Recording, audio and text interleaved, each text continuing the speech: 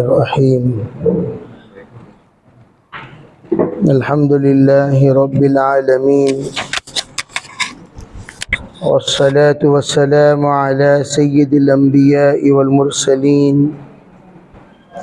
محمد وآله وأصحابه أجمعين أما بعد فأعوذ بالله من الشيطان الرجيم بسم الله الرحمن الرحيم المؤمنون والمؤمنات بعضهم أولياء بعض يأمرون بالمعروف وينهون عن المنكر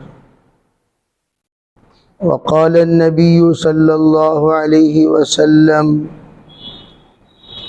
يأتي على الناس زمان يحبون الخمس وينسون الخمس وقال عليه الصلاة والسلام الدنيا كلها متاع خير متاع الدنيا المرأة الصالحة اللهم أيدنا بتأييدك اللهم أيدنا بتأييدك اللهم أيدنا بتأييدك يا رب العالمين.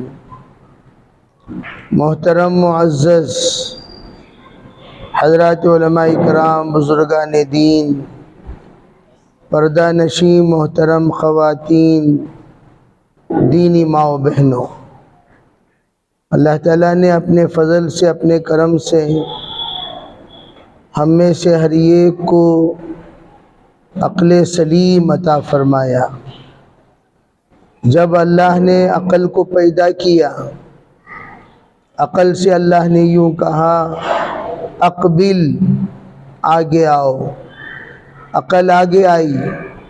اللہ نے کہا ادبر، پیچھے چل، تو عقل پیچھے چلی گئی. فرمایا اوپر جا تو اوپر گئی، نیچے بلایا تو نیچے آ گئی. حضرت امام غزالی رحمۃ اللہ علیہ فرماتے ہیں اللہ تعالیٰ نے عقل کو روز اول سے نقل کے تابع بنا دیا. نقل کے معنی حکم.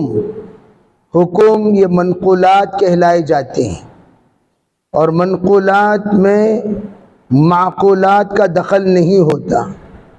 معقولات یعنی عقل کا دخل جس میں ہوتا ہے وہ معقولات ہیں، اور عقل کا دخل جس میں نہیں ہوتا وہ منقولات ہیں.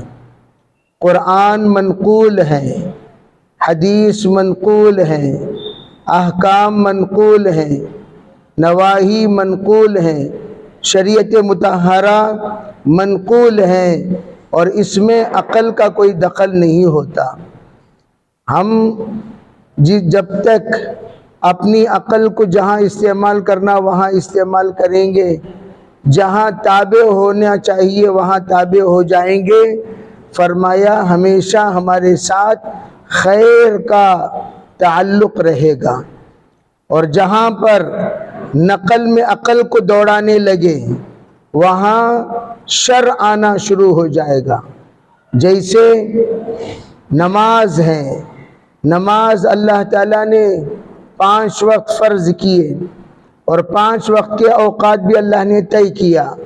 فجر تمہیں ان اوقات میں پڑھنی ہے، ظہر اور عصر کے اوقات متعین ہے، مغرب اور عشاء کے اوقات متعین ہے، تمام نمازوں کی رکعتیں متعین ہیں. اور یہ بھی کہہ دیا نبی اکرم صلی اللہ علیہ وسلم کے ذریعے فرائض میں 2 رکعت اوپر کی جہری ہوں گی اور نیچے کی سری ہوں گی. فجر میں 2 رکعت جہری ہیں جماعت کے ساتھ پڑھنے والوں کے لیے، ظہر میں عصر میں سری ہیں، مغرب میں عشاء میں شروع کی 2 رکعت جہری ہیں. اللہ نے ایک سسٹم بنایا، فجر کتنی رکعت، مغرب کتنی رکعت. اگر کوئی اپنا دماغ دوڑا کر یوں کہے میں عشاء میں 2 رکعت پڑھوں گا اور فجر میں 4 رکعت پڑھوں گا، تو کیا اس کی نماز ادا ہو سکتی ہے؟ حالانکہ وہ نماز ہی پڑھ رہا ہے. اگر کوئی یوں کہے رکوع 1 کیوں، سجدہ 2 کیوں، میں رکوع 2 کروں گا، سجدہ 1 کروں گا، کیا نماز ہوگی؟ علماء فرماتے ہیں جس طرح اللہ کے احکامات میں ہماری عقل کو دخل دینے سے نمازیں، روزہ، حج، زکوٰۃ، دین کا کوئی بھی کام پورا نہیں ہوتا، فرمایا اسی طریقے سے ہماری زندگی میں بھی بعض چیزوں کا عقل سے کوئی دخل نہیں.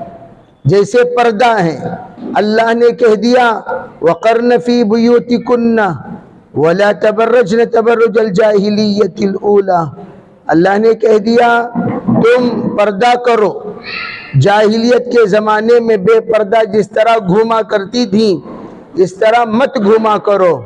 اگر کوئی اللہ کے حکم کے خلاف یوں کہے ہم کیوں گھر میں رہیں، ہم تو گھومیں گے، ہم تو پھریں گے، یہ کیا مطلب ہے کہ مردوں کو تو آزادی ہے، عورتوں کے لیے پابندی ہے. مردوں کو تو مقید کی ایک آزادی دے دی گئی اور عورتوں کو مقید کر دیا گیا. مردوں کو باہر جانے کی اجازت ہے، عورتوں کو باہر جانے کی اجازت کیوں نہیں؟ میں آزاد رہوں گی، میں جاؤں گی، میں کھاؤں گی، میں پھروں گی، میں پردہ نہیں کروں گی. باہر اگر کوئی نکل جائے، حضرات علماء فرماتے ہیں انہوں نے گویا شیطان کی دعوت پر لبیک کہتے ہوئے شیطانی جماعت کے ایک فرد بن کر باہر نکلی ہے. جس وقت اذا خرجت المرأة استشرفها الشیطان، کہتے حدیث میں آپ نے فرمایا جب عورت بے پردہ باہر نکلتی ہے شیطان سجا باندھ کر جس طریقے سے کیپ میں سجا ہوتا ہے اس طرح سجا باندھ کر جھانک جھانک کر عورت کو دیکھتا ہے. حضرات علماء فرماتے ہیں شیطان جھانک جھانک کر دیکھتا ہے کا مطلب کیا؟ جو لوگ شیطانی وساوس کے شکار ہیں، شیطانی حربے کے شکار ہیں، جو لوگ شیطان کے جال میں پھنس چکے ہیں وہ سب جھانک کر دیکھیں گے. ارے کون جا رہی ہے، کہاں جا رہی ہے، کدھر سے آ رہی ہے، کدھر سے جا رہی ہے، اس کا رنگ کیا ہے، روپ کیا ہے، چال کیا ہے، چلن کیا ہے، سب بے پردہ ہو جائیں گے. فرمایا جو حصہ نامحرم کے سامنے کھل جائے اس کا حیا نکل جاتا ہے، اس کا حیا نکل جاتا ہے. ہاتھ کی کلائی تک چھپانے کا حکم ہے، چہرہ نامحرموں سے چھپانے کا حکم ہے، پیر نامحرموں سے چھپانے کا حکم ہے.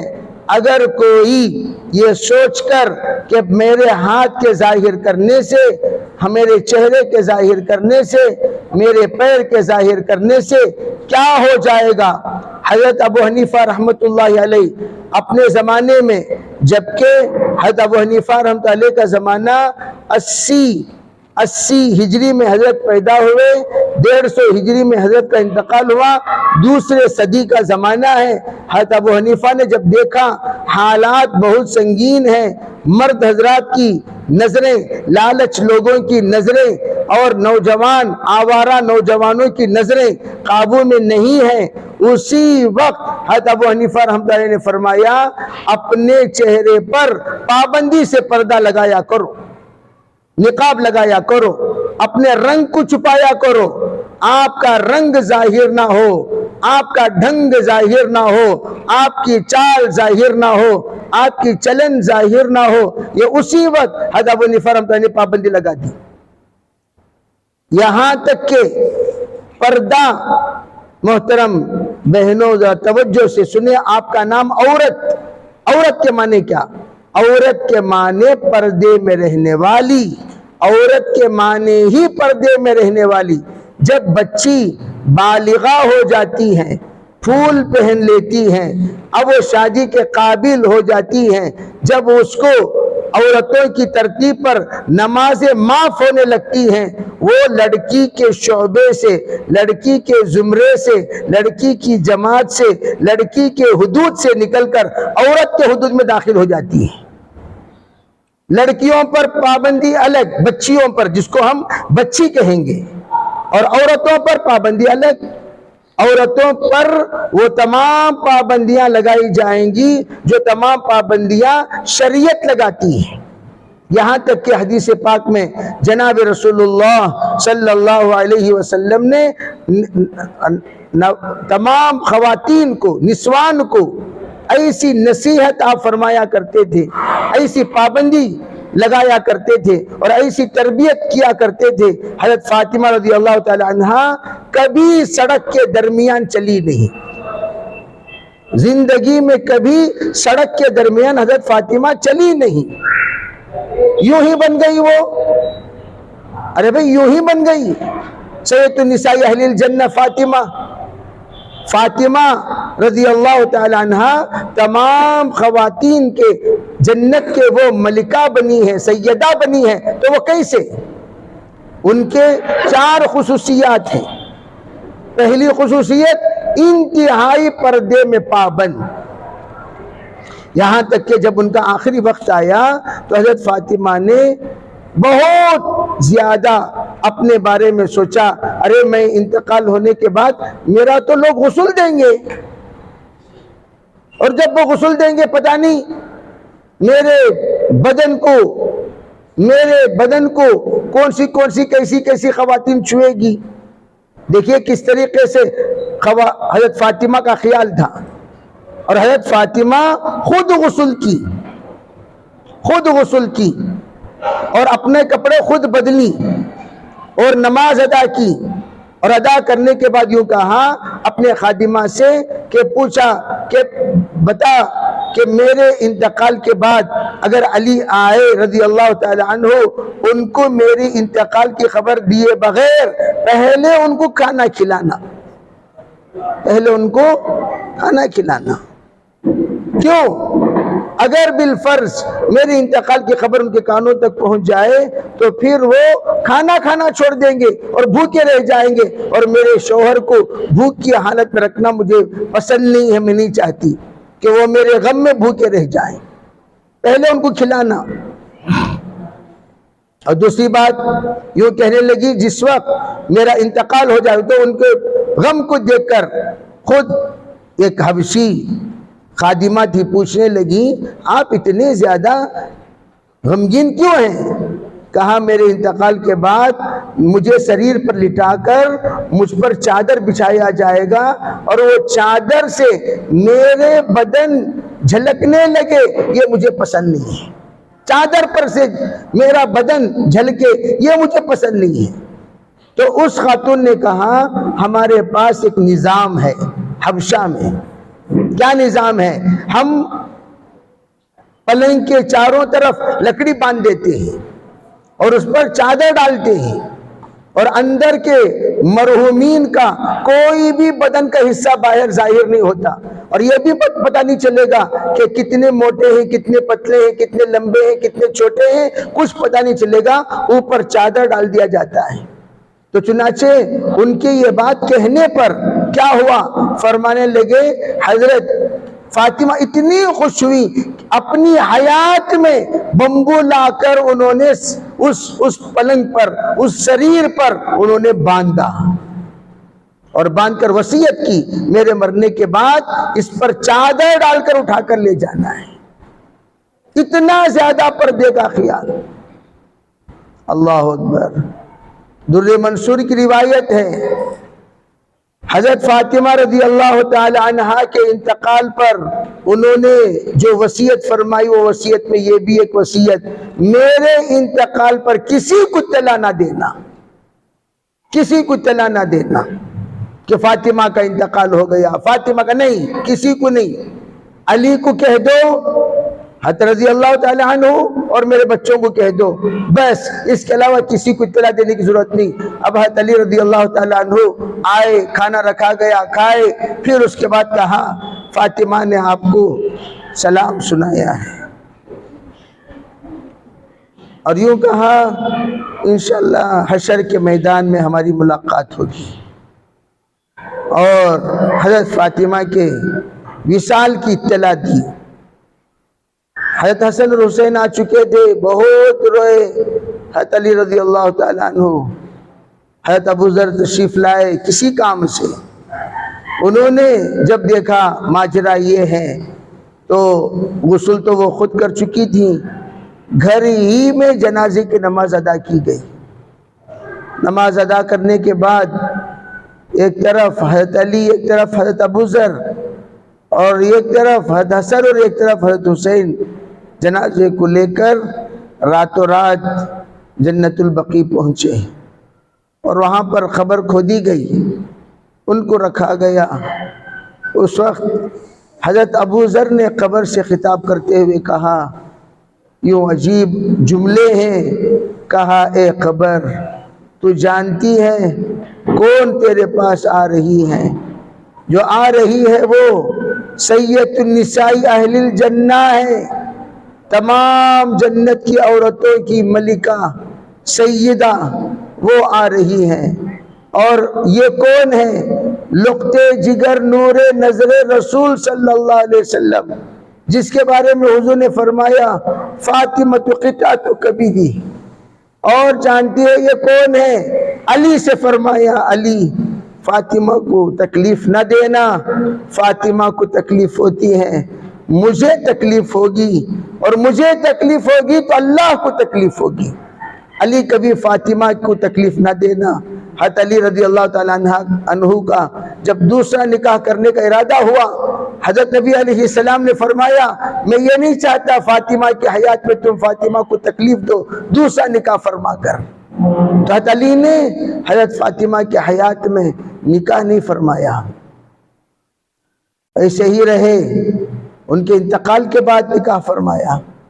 تو وہ تمام باتوں کا حوالہ دے کر حضرت ابوذر غفاری نے کہا ایسی ہستی تیرے پاس آ رہی ہے قبر، ذرا دیکھ کے خیال رکھنا۔ تو قبر سے آواز آئی یا ابا ذر لا انظر الى ای حسب ولا نسب ولكن انظر الى عمل صالح۔ کہا اے ابو ذر یہ تمام باتیں تو اپنے پاس رکھ، میں قبر ہوں، میں نہ کسی کی حسب دیکھتی ہوں نہ نسب دیکھتی ہوں، میرے پاس تو صرف ہر ایک کے عمل صالح چلتے ہیں، اور تو یہ تمام تقریریں میرے سامنے نہ کر۔ یہ بات کہہ دی، اور پھر حضرت علی رضی اللہ تعالیٰ عنہ قبر میں اترے، اور اتر کر اپنے بیگم کو لے کر انہوں نے تدفین کا عمل پورا کیا۔ میں یہ عرض کرنا چاہتا ہوں حضرت فاطمہ تو وہ اللہ کی بندی ہیں، وہ اللہ کی بندی ہیں جن کے سب سے پہلی صفت پردہ، زندگی میں اتنا اہتمام سے کیا جس کی کوئی مثال نہیں۔ اتنی ہی بات نہیں بلکہ حشر کے میدان میں اللہ تعالیٰ جب حساب کتاب کا معاملہ شروع کر دے گا، پل صراط پر سے گزرنے کا وقت آئے گا، اس وقت روایتوں میں ہے اعلان کرنے والا اعلان کرے گا اے لوگو اپنی اپنی نظریں جھکا لو۔ آپ اندازہ لگاؤ میدان حشر کا اعلان ہے، اے لوگو اپنی اپنی نظریں جھکا لو۔ تمام لوگ اپنی نظریں جھکانے سے پہلے کچھ پوچھنے والوں نے پوچھیں گے ارے بھائی یہ کیا عجیب اعلان ہے، نظریں جھکائے تو کیوں؟ کہنے والا کہے گا ارے اللہ کا حکم ہے، میرے بندی فاطمہ کا پل صراط پر سے گزر ہونے والا ہے، اس کو کسی نامحرم نے جب دنیا میں نہیں دیکھا، آخرت میں بھی اللہ نے ان کے پردے کا یہ خیال رکھا، فاطمہ گزرے گی، علی اور حضور اور دیگر جو محرم حسن و حسین ہیں ان کے علاوہ کسی کی نظر نہ پڑے۔ یہ حالت میں حضرت فاطمہ رضی اللہ تعالی عنہا کا پل صراط پر سے گزر ہوگا۔ آج کل تو بھائی پردہ تو مذاق ہو گیا ہے، پردہ کوئی نام کی چیز ہی نہیں۔ اور آپ کو میں بتاؤں حضرات علماء اور فقہا لکھتے ہیں جو خاتون پردہ نہیں کرتی اس خاتون سے پردے کرنے والے خواتین کو پردہ کرنا چاہیے۔ کیوں؟ کہا یہ خاتون وہ ہیں لعن اللہ مسترجلات من النساء، لعنت ہو اس بندی پر، اس عورت پر، اس خاتون پر جو عورت ہو کر مرد بنتی ہے، عورت ہو کر مرد بنتی ہے، عورت ہو کر مرد بنتی ہے۔ مرد بننا کسے کہتے ہیں؟ زور زور سے باتیں کرنا۔ آج کل تو ہماری عورتیں کمال سمجھتی ہیں شوہر کو جواب دینا۔ میں خصوصاً اس وقت ہماری جو کالج کی بچیاں ہیں ان سے یہ کہنا چاہوں گا، کیا آپ ہمارے پورے جتنے علاقے ہیں، اسی تمام علاقے کی شان ہیں، آپ ہمارے مستقبل ہیں، آپ ہماری آن ہیں اور آپ ہماری عزت ہیں۔ آپ اگر کوئی ایسی حرکت کرتی ہو تو اس کا اثر پورے امت مسلمہ پر پڑتا ہے۔ تمہاری وجہ سے تمہارے والدین، تمہارا خاندان، تمہارا پریوار، عزت والے مسلمان سر جھکانا پڑتا ہے۔ تمہاری یہ بےہودگی، بے حیائی، بے شرمی، ناچ گانا اور تمہاری یہ تمام حرکتیں جو انتہائی شرمناک ہے، اس کی وجہ سے لوگوں کو سر جھکانا پڑتا ہے۔ اللہ کا واسطہ تمہیں دیتا ہوں، تم اپنے ماں باپ کو ذلیل نہ کرو، اپنے بھائی بہنوں کو ذلیل نہ کرو، امت مسلمہ کو ذلیل نہ کرو، قرآن و حدیث کو ذلیل نہ کرو۔ لوگ جتنا ذلیل کیے وہ جانے، اللہ جانے، اللہ جو کچھ بھی ان کے ساتھ کرنا ہے کرے گا، لیکن تم مسلمان ہو کر، مسلمان بہن ہو کر، مسلمان خاتون ہو کر، مسلمان ذمہ دار گھرانے سے تعلق رکھتے ہوئے تمہاری یہ حرکتیں تمام مسلمانوں کو سر جھکانے پر مجبور کر دیں گی اور اللہ کے یہاں ذلت پانے پر مجبور ہو جائیں گی۔ اس لیے میں عرض کرنا چاہوں گا، تم اپنی عزت کا اس لیے خیال رکھو، تمہاری عزت سے، تمہاری عزت کے ساتھ اسلام کی عزت کا تعلق ہے، تمہاری عزت کے ساتھ قرآن کی عزت کا تعلق ہے، تمہاری عزت کے ساتھ تمہارے ماں باپ کی عزت کا تعلق ہے، تمہاری عزت کے ساتھ تمہارے پریوار کی عزت کا تعلق ہے، تمہاری عزت کے ساتھ تمہارے گاؤں کی عزت کا تعلق ہے۔ ان تمام چیزوں میں تم اپنے آپ کو آزاد بنا کر تباہ مت کرو اپنے خاندان کو۔ ایک لڑکی بے حیا ہوئی، بے شرم ہوئی۔ اور دوسری بات میں اپنے ماؤں سے بھی یہ کہنا چاہوں گا، دیکھو آج کل جتنے کام کرنے والی بچیاں ہیں ان تمام بچیوں میں 90% بچیاں ازدواجی زندگی میں کامیاب نہیں ہیں۔ میرے تو 2000 سے 2500 ازدواجی زندگی کے فیصلے کرتے کرتے گزر گئے۔ 2003 سے میں فیصلہ کرتا ہوں، لیکن بڑی افسوس کی بات ہے، جو عورت کمانا شروع کر دے، جس عورت کے پاس پیسہ آنا شروع ہو جائے، جس عورت کے قدم گھر سے باہر کمانے کے لیے نکل جائے، اس عورت کے دل میں رتی برابر اپنے شوہر کی عزت نہیں رہتی۔ وہ تو یوں سوچے گی اس کی حیثیت کیا ہے، یہ زیادہ کیا کرے گا، 10,000 روپے خرچ کرے گا، 20,000 روپے خرچ کرے گا، ارے اس سے زیادہ تو میں کماتی ہوں، میرے بینک بیلنس میرے شوہر سے زیادہ ہے۔ میں یہ عرض کرنا چاہتا ہوں، اضطراری حالت میں شریعت اجازت دیتی ہے، اختیاری حالت میں شریعت اجازت نہیں دیتی۔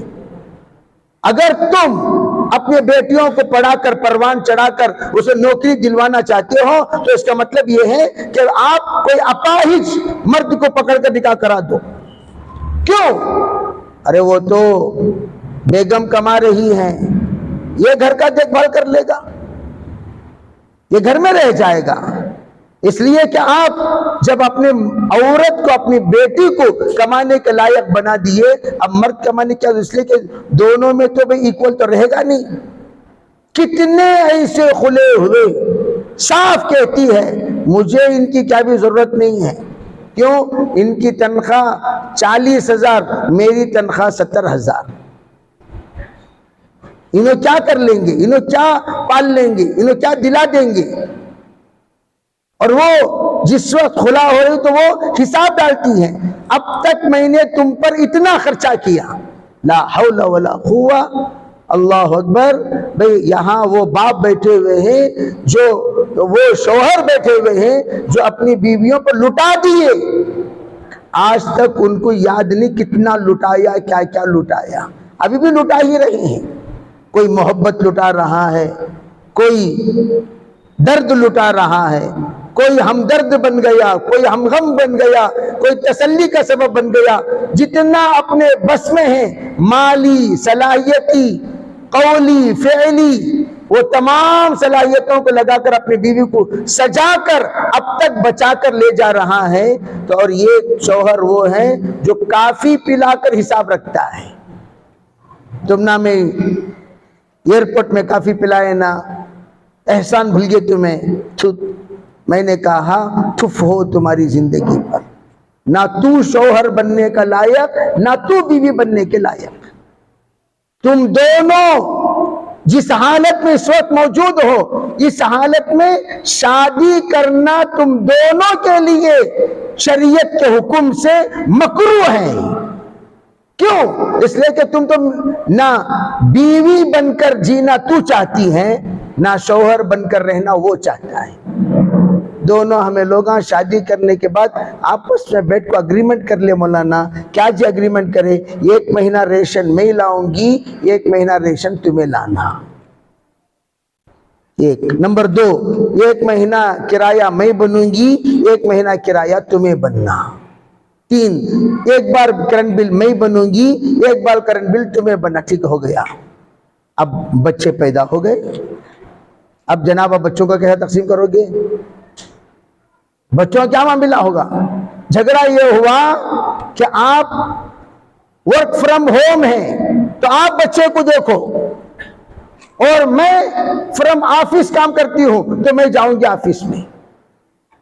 چنانچہ رنگ رنگیلیاں منا کر خاتون باہر جاتی ہیں، کام کرتی ہیں، اپنی آزاد پرندے کی طرح وقت گزار کر آتی ہیں، اور یہ اپنے گھر میں باپ ماں بن کر بچے کی خدمت کر رہا ہے.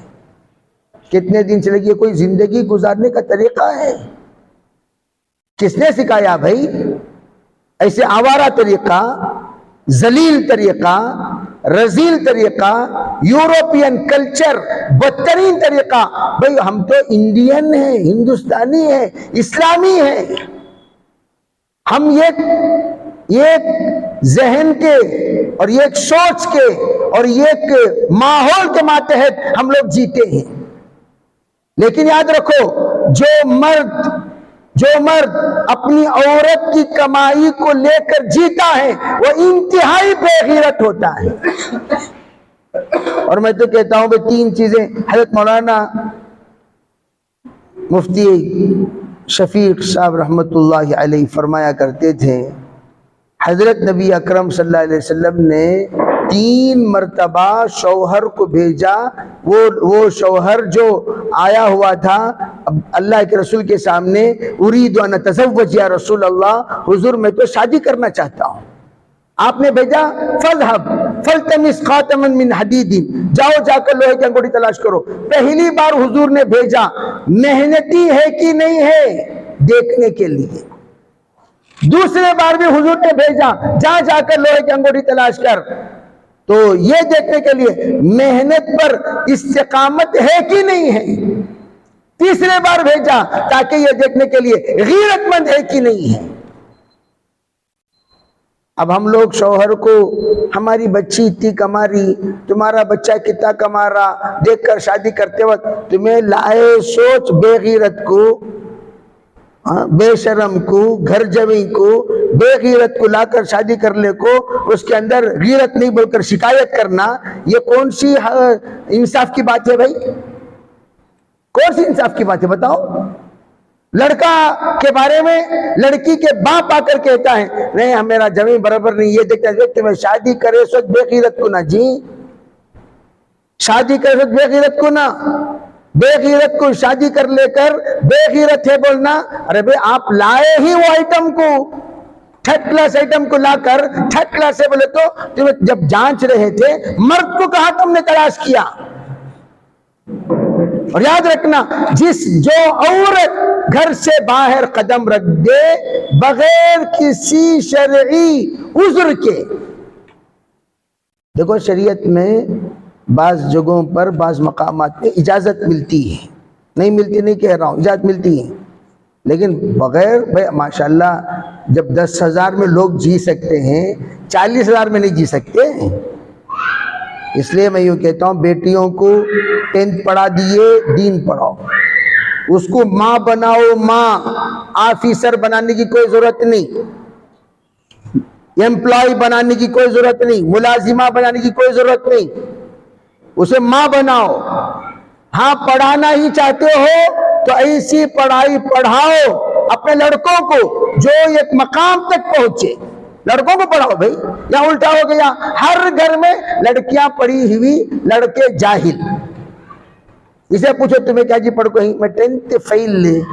تمہاری بہن کیا انہوں MBA کر کو ہی، تمہاری بہن کیا کر کو ہی؟ انہوں CA کر کو ہی، تمہاری بہن کیا پڑھ کو ہی؟ انہوں MBBS پڑھ کو ہی، تمہاری بہن کیا پڑھ کو ہی؟ انہوں MCA کر کو ہی۔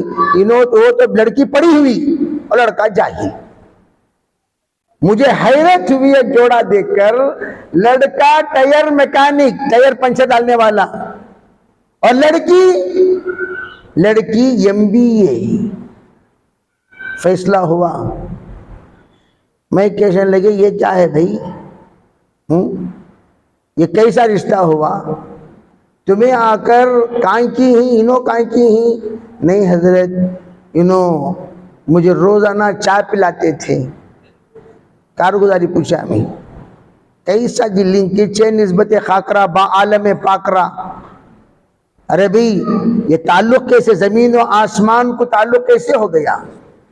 پاپوش کو آپ نے یہ جو مقام دیا ہے عرش والا، پاپوش کو اٹھا کر عرش والا جو مقام ہے، کیسے؟ کہیں گے نہیں، چائے پلاتے تھے، کبھی بھی میری خیریت پوچھتے تھے، وہ مجھے اتنے اچھے لگے، آج تک کوئی مجھے خیریت پوچھنے والے نہیں، لیکن انہوں خیریت پوچھ رہے نا، وہ خیریت پوچھنے پر نکاح کر لی۔ بہت اچھی بات ہے، ٹھیک ہے، شادی ہو گئی۔ شادی ہونے کے بعد اب اس نے یہ کہہ دیا اپنے شوہر کو، تمہیں میرے ساتھ چلنا نہیں، تمہیں میرے ساتھ آنا نہیں، تمہیں کبھی پک اپ کرنے میرے آفس کے سامنے کھڑنا نہیں، تمہیں شادیوں میں بھی میرے ساتھ نہیں آنا، اب بھائی پھر نکاح کرے کیوں؟ بچے 1 سے 4 ہو گئے، ایسی حالت میں ان لوگوں نے زندگی گزاری، یہ رہ گیا واچ مین بن کر اپنے گھر کا، اور وہ شہزادی بن کر باہر گھومتی۔ کفو، شریعت جو کہتی ہے کفو، ارے برابری دیکھو، کس اعتبار سے برابری؟ بھئی یہ عقل کے اعتبار سے، سمجھ کے اعتبار سے، فہم کے اعتبار سے، کردار کے اعتبار سے، 5 چیزوں میں مرد عورت سے بڑھ کر ہو، اور 5 چیزوں میں عورت مرد سے بڑھ کر ہو۔ کون سی چیزوں میں لڑکی مرد سے بڑھ کر ہو؟ صبر میں۔ کس میں؟ یعنی اگر شوہر غصہ کرے، اس کے غصے کو اپنے صبر کے ذریعے سے برداشت کرے، ایسا نہیں انہیں کہہ رہا ہے ذرا چھپ کے بیٹھو جی، تمہیں پہلے چھپ کے بیٹھو جی، ذرا خاموش ہو جی، تمہیں پہلے، یہ کیا مطلب بھائی؟ انہیں سری خیرات کر رہا، تمہیں جہری خیرات کر رہی، انہیں ہرلو بول رہا، تمہیں زور سے بول رہی، یہ کیا طریقہ ہوا؟ تو اس کا مطلب یہ ہے کہ ہم نے عورت کو عورت نہیں بنایا، ہم نے عورت کو مرد بنا دیا۔ تو میں کہتا بھائی جتنی عورتیں ہیں عورت بن جاؤ، بس ہماری تمہارے لیے بڑی نصیحت ہے ہی نہیں۔ ہم اتنا کہتے تم لوگوں کا کوئی نہ کوئی نام تو رکھا ہوگا، زینب، عائشہ، فاطمہ، خدیجہ، جو بھی نام رکھا ہوگا، کیا سوچ کر رکھا لوگوں نے نام آپ کا؟ یہ سوچ کر رکھا کہ جو نام آپ کو موسوم کیا جا رہا ہے، کم از کم اس نام کی نصیحت حاصل کر لو، بس ہر زینب حضرت زینب کی طرح بن جائے، ہر فاطمہ حضرت فاطمہ کی طرح بن جائے، ہر ام کلثوم کی طرح بن جائے، ہر رقیہ کی طرح بن جائے، ہر سلمہ کی طرح بن جائے، پھر کہنا ہی کیا، کچھ کہنے کی ضرورت ہی نہیں۔ تمہارا نام کا کم از کم خیال رکھو، تمہارا نام کا کم از کم لحاظ رکھو، تمہارا نام کا کم از کم، ارے بھائی فاطمہ کے ساتھ ایسے نالائقوں کی نسبت جوڑی جا رہی ہے جس نسبت کے ساتھ حضرت فاطمہ کا نام جوڑنا شریعت مطہرہ کی انتہائی توہین ہے۔ مجھے افسوس کے ساتھ کھل کر چند باتیں کہنی پڑ رہی ہیں، اس لیے کہ کالج کی بچیاں بھی یہاں، ہم لوگ جیسے کہ میں نے کہا چائے پلاتے ہی لٹھو ہو گئے، اسی طریقے سے بعض ایسی ترکیبیں غیر غلط لوگ سکھاتے ہیں مسلمان بچیوں کو کس طریقے سے تباہ کیا جائے۔ رائچور گیا ہوا تھا، جاتے جاتے بتایا حضرت یہ پہاڑ دیکھیے، میں نے پوچھا کیا ہے یہ پہاڑ، کہنے لگے یہ وہ پہاڑ ہے جہاں پر روزانہ 25 سے 30 جوڑیاں ملیں گی اور سب غیر مذہب والوں کے ساتھ۔ کیوں بھائی؟ ایسی حرکت ہمارے اندر کیسے پیدا ہوئی؟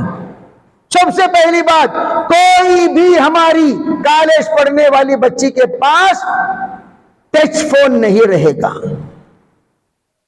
دوسری بات، ہم جو فون ہمارے بچی کے ہاتھ میں دے رہے ہیں اس کی سیفٹی کے لیے، تاکہ وہ ہم سے رابطہ کرے اور ہم اس سے رابطہ کرے، پورے گاؤں والے سے رابطہ کرنے کے واسطے فون نہیں دیے۔ فون اٹھا کو چیک کر لو کس کس کے نمبرات ہیں۔ علماء فرماتے ہیں آپ اگر کسی لڑکی کو، کسی بچی کو، کسی کو فون دے رہے ہیں، اس کا مطلب یہ ہوتا ہے بیٹی تو آزاد ہے، جس سے چاہے تو گفتگو کر۔ اب وہاں فوٹوਆਂ بھی کیا کیا، لا حول ولا قوت الا باللہ، میں ان تمام خرافات کے نہ تفصیلات جانتا ہوں، بس سنتا ہوں یہ سب حرکتیں ہوتی ہیں۔ اس لیے کہ دارالقضاء میں جب آئے تو شادی شدہ ہونے کے باوجود خلا کی 90% جو وجوہات ہیں وہ کیا، اولڈ تعلقات کو باقی رکھنا میسیجز کے ذریعے سے، وہ بھی غلط نہیں، خیریت۔ اب ان کو کچھ لفظ سے پکارا کرتے تھے اور انہوں ان کو کچھ لفظ سے پکارا کرتے تھے۔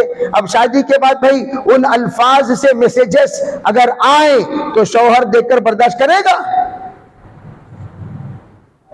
اب نہ ادھر کی رہی نہ ادھر کی رہی، نہ خدا ہی ملا نہ وصال صنم، نہ ادھر کے رہے نہ ادھر کے رہے۔ شوہر بھی چھوڑ دیا اور وہ بھی چھوڑ دیا، اب یہ سڑک پہ کھڑی ہو گئی۔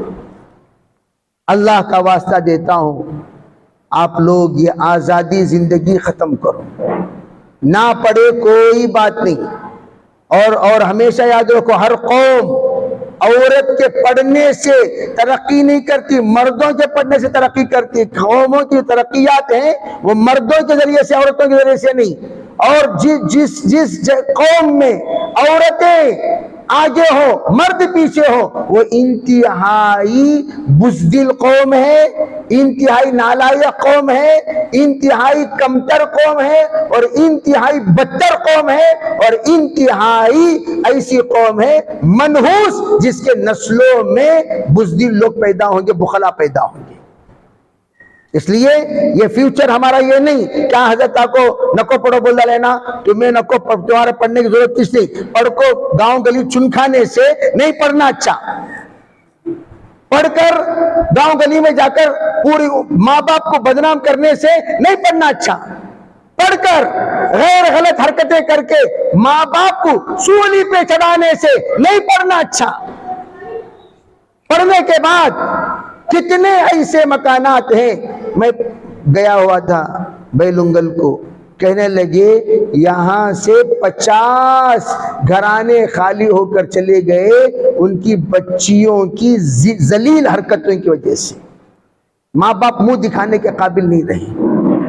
خیر بہرحال میں یہ عرض کرنا چاہتا ہوں، تمام اس وقت مائیں بیٹھی ہوئی ہیں اور بیٹیاں بیٹھی ہوئی ہیں، ہمارا پریوار ہے یہ، ہم سب ایک ہی پریوار کے ہیں۔ ہم یوں سمجھو ہم اپنے پریوار میں بیٹھ کر اپنے خیر کے بارے میں ہم مذاکرہ کر رہے ہیں، تو لڑکوں کو بہتر سے بہترین آگے بڑھائیے، لڑکیوں کو اچھی تربیت دیجیے۔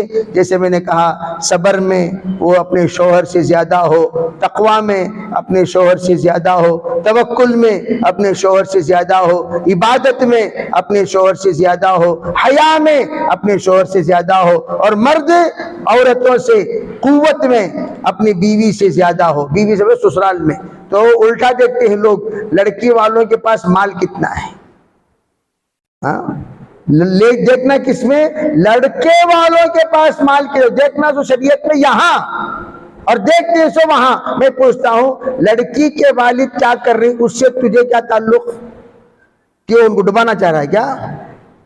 لڑکی والوں کے پاس کیا کیا پراپر، خاص گھر والے کا وہ تجھے کو تجھے ہونا سو لڑکی کے گھر والے کیا کر رہی، لڑکی کا گھر خاص کیا، وہ سب پوچھتے کی ضرورت نہیں، الٹا لڑکی والے پوچھتا سو لڑکے کا گھر خاص کیا ہے نا بھائی، کیا الٹا ہو گیا؟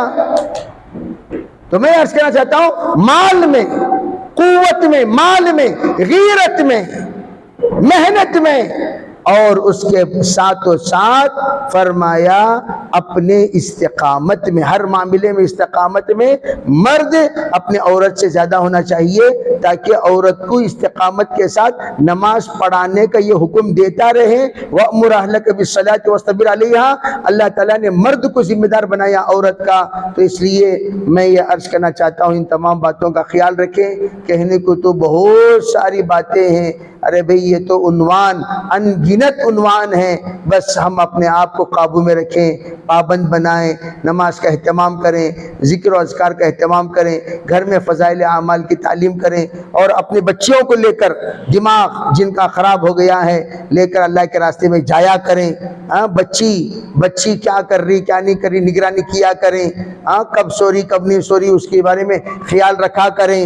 اور یہ جو کوئی ایجوکیشن ہے، اس تباہی سے اپنے نسلوں کو بچایا کریں، اور جو جوائنٹ ایجوکیشن کی جگہ پر اپنے بچوں کو ہرگز نہ بیچیں، اور ایسی لڑکیوں سے دوستی بھی نہ کرائیں جو لڑکیاں آوارہ ہیں، آوارہ، عیارہ، عیاش، فحاش، نالائق لڑکیاں، ان سے دوستی نہ کرائیں، ورنہ کیا ہوں گی ہماری بچیاں اچھی، اور وہ جا کر یہ فوٹو دیکھو کیسے ہی انہوں ہمارے یہ بچوں کا دماغ وہ بچیاں خراب کرتی ہیں، غلیظاں، وجہ جڑ غلیظاں کے ساتھ ہرگز نہیں۔ میں تو کہتا ہوں، بے نمازی، حضرت امام غزالی نے کہا 3 چیزوں سے تربیت ہوتی ہے۔ نمبر 1، دوست سے تربیت ہوتی ہے، جیسے تمہاری سہیلیاں ہوں گی، جیسی تمہاری سہیلیاں ہوں گی ان سے تمہاری زندگی بدلے گی۔ بے نمازیوں سے ہماری ہرگز دوستی نہیں ہونی چاہیے۔ جو لڑکیاں نماز نہیں پڑھتی ان سے ہمارا کوئی تعلق نہیں، قطع تعلق کر لو، کہو نماز پڑھو۔ کیوں؟ نماز ادا کرنے سے آٹومیٹک ان الصلاۃ تنہا عن الفحشاء والمنکر، غلیظ چیزیں سب خود بخود نکل جائیں گی۔ نمبر 2، مذاکرے سے، گھر میں آنے کے بعد فضائل اعمال کی تعلیم کریں، امی، ابا، بیٹی، بیٹا سب بیٹھ کر فضائل اعمال پڑھو، اور آپس میں ایک دوسرے کے مذاکرہ کرو، دین کا مذاکرہ کیا کرو۔ یہ مذاکرے سے، نصیحت سے انشاءاللہ زندگیوں میں تبدیلی آئے گی۔ اور تیسری چیز امام غزالی فرماتے ہیں، ماحول سے، ماحول دیندارانہ ہونے کے لیے اپنی بچی کو روزانہ مکتب بھیجا کرو۔ جیسے مکتب میں چھوٹی بچیوں کا مکتب ہے، تعلیمہ بالغان بھی ہے، ارے ہر جگہ پر تعلیم۔ پہلے تو کم تھی پڑھانے والی بچیاں، کم تھی، اب ماشاءاللہ پڑھانے والی بچیاں بہت ہیں۔ تو آپ ضرور کسی نہ کسی اپنی بہن کو، خاتون کو متعین فرما کر ان کے گھر کو بھیجا کریں، وہ آپ کی گلی میں ہو، آپ کی گلی میں آس پاس میں ہو بھیجو، تاکہ ان کو دین کا ماحول ملے، نماز کا ماحول ملے، ذکر کا ماحول ملے، تلاوت کا ماحول ملے۔ جو بھی خرافات ہو کالج میں اسکول میں سیکھ کر آئی ہے، اور یہ ماحول کے ذریعے سے اس خرافات کی قباحت، اس خرافات کی غلاظت، اس خرافات کی نفرت دل کے اندر انشاءاللہ پیدا ہوگی۔ اور اس کے لیے اجتماع ماشاءاللہ ہمارا بہت قریب ہے۔ کب ہے اجتماع؟ فروری 13-14 کو ہمارا اجتماع ہے۔ اس سے پہلے اب تو ہمارے بزرگوں کے طرف سے تقاضا یہ ہے، ہر ماہ مستورات کی جماعت میں جاؤ۔ کب تک؟ اجتماع تک، 3 مہینے میں ایک بار، وہ سب اجتماع کے بعد ہو۔ اب اجتماع کی تاریخ طے کرنے کے بعد کیا کرنا؟ ہر ماہ جاؤ، ہر ماہ جاؤ 3 دن، اور مرد حضرات 9 دن لگانا، 2 دن مردوں میں، 2 مرتبہ 3 دن، 3 دن مردوں میں، اور 1 مرتبہ 3 دن عورتوں میں لگائیں گے کیا بھائی انشاءاللہ؟ تو جتنے ہمارے اس وقت بہنیں آئی ہوئی ہیں سب کون کون یہ مہینہ 3 دن جائیں گی، بغیر کسی غیر حاضری کے تمام بہنوں کا نام آ جائے، اور جو بہنیں ماشاءاللہ 3 دن کئی بار لگا چکی وہ عشرہ لگانے والی چلہ لگانے والی انشاءاللہ بیرون کی نیت کریں۔ اللہ تعالی ہمارے اس مذاکرے کو بے انتہا قبول فرمائے، اللہ اس کے ذریعے سے ہمارے اجتماع کو تقویت نصیب فرمائے، اور آپ حضرات خاص طور پر دعا بھی کریں اور اللہ سے خوب مانگیں، اللہ تعالی ہمارے اجتماع کو کامیاب فرمائے، اور اجتماع کے ذریعے سے پورے علاقے میں اللہ ہدایت عامہ کے فیصلے فرمائے۔ اللہ تعالی ہمیں عمل کی توفیق عطا فرمائے۔